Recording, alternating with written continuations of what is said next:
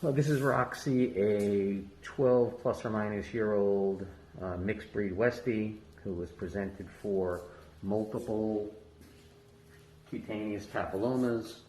As you can see, they're quite extensive, and surgical removal would be both quite involved as well as create quite an expense.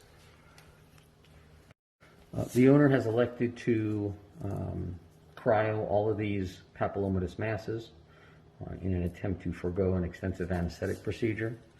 We're going to one by one freeze these with approximately a 30-second freeze cycle, thaw cycle, and a freeze cycle again for 30 seconds. Remember, we want to make sure that we're knocking any material off of the surface so that we get good contact and quick freezing. We don't want any ice crystals building up, preventing contact. So we're going to freeze this for 30 seconds. Again, I'm knocking these crystals off as I freeze. We're going to do a 30-second freeze cycle,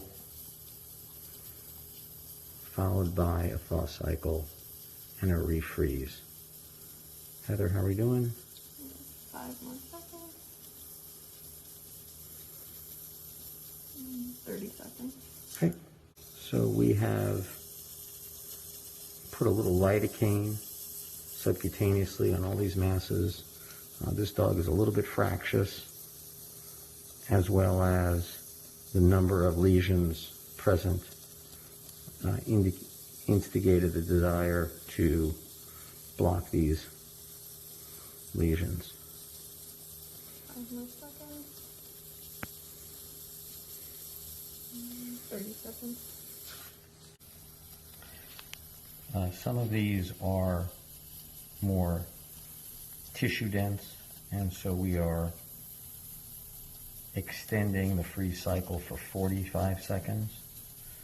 There are additionally some papillomatous masses on the distal limbs where surgical removal would be very difficult due to the lack of sufficient tissue for closure.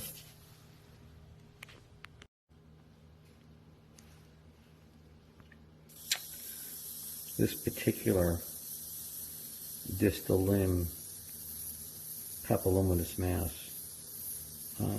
is both interdigitally as well as right at the metacarpal phalangeal joint, and these tend to elicit a lot of attention postoperatively from Westie type breeds. So this is what the lesion looks like post-thaw. We're going to go ahead and refreeze these for 30 seconds. I find that the fleshy masses do require a double freeze cycle to cause complete regression. Typically, I recheck these in 3 weeks. And if at 3 weeks there's any remaining tissue, done? If there's any remaining tissue at that point in time, I will touch it up at no charge to the client. Overall, response is probably 85 to 90%, and client satisfaction is very high. There is minimal to no post-cryo complications. Occasionally, we'll find a dog will lick at these lesions. Occasionally, these dogs will lick at the lesions, and so we'll use a body stocking or an Elizabethan collar to prevent self-trauma during the necrosis and healing phase. Again, client satisfaction is very good, patient acceptance is excellent, and post-cryo scarring is minimal at best.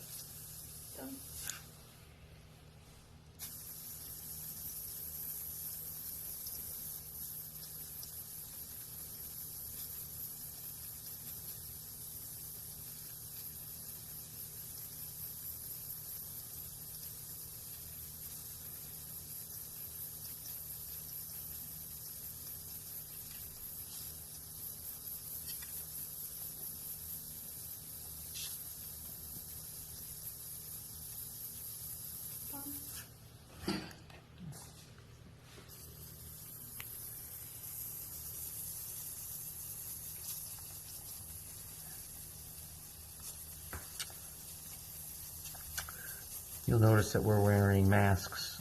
This is not done for the cryo procedure purposes. This is done as we are still suffering under the COVID limitations.